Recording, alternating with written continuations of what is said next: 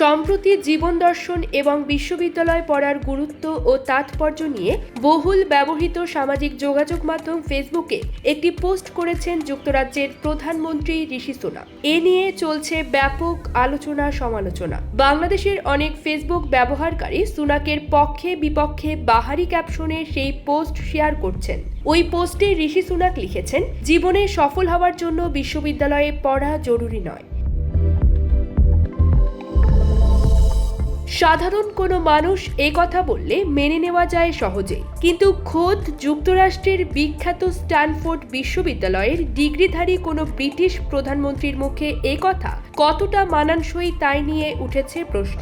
মূলত ব্যক্তিগত দর্শন থেকেই ঋষি সুনাক পোস্টটি করেছেন।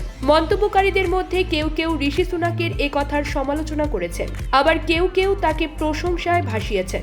একজন লিখেছেন, আমি আপনার সঙ্গে সম্পূর্ণ একমত। আরেকজন লিখেছেন, জরুরি ভিত্তিতে আপনি ওষুধ নিন।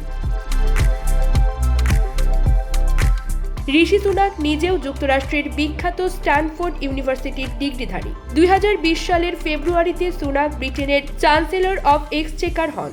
সুনাকের আর একটা পরিচয় হলো তিনি ভারতের বিখ্যাত শিল্পপতি ও ইনফোসিসের প্রতিষ্ঠাতা এনআর নারায়ণ মূর্তির জামাতা। নারায়ণ মূর্তির কন্যা অক্ষতার সঙ্গে তার আলাপ স্ট্যানফোর্ডেই। পরে তারা দুজনেই বিয়ে করেন। ধনী পরিবারের মেয়ে অক্ষতাকে বিয়ে করেছেন ঋষি সুনাক। 2022 সাল থেকে যুক্তরাজ্যের প্রধানমন্ত্রী হিসেবে দায়িত্ব পালন করছেন ভারতীয় বংশোদ্ভূত কনজারভেটিভ পার্টির এই নেতা। তিনি প্রথম ব্রিটিশ এশিয়ান প্রধানমন্ত্রী। গত 2 মে স্থানীয় সরকার নির্বাচনে হেরে যায় তার দল।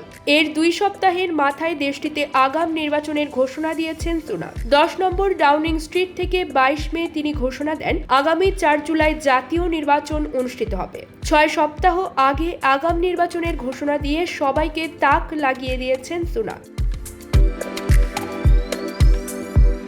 ঋষি সুনাক 2015 সালে প্রথম উত্তর ইংল্যান্ডের ইয়র্কশায়ার কাউন্টির রিচমন্ড এলাকার এমপি হন। ঋষি সুনাক 2015 সালে প্রথম উত্তর ইংল্যান্ডের ইয়র্কশায়ার কাউন্টির রিচমন্ড এলাকার এমপি হন। রাজনীতিতে দ্রুত উত্থান ঘটে তার। তেরেসা মের সরকারে ঋষি সুনাক স্থানীয় সরকার বিভাগে জুনিয়র মন্ত্রী হন। পরে বরিস জনসন ক্ষমতা নেওয়ার পর তাকে পদোন্নতি দিয়ে অর্থ মন্ত্রণালয়ের চিফ সেক্রেটারি নিয়োগ করেন। 2020 সালের ফেব্রুয়ারিতে অর্থমন্ত্রী হন ঋষি সুনাক। News desk, channel 16।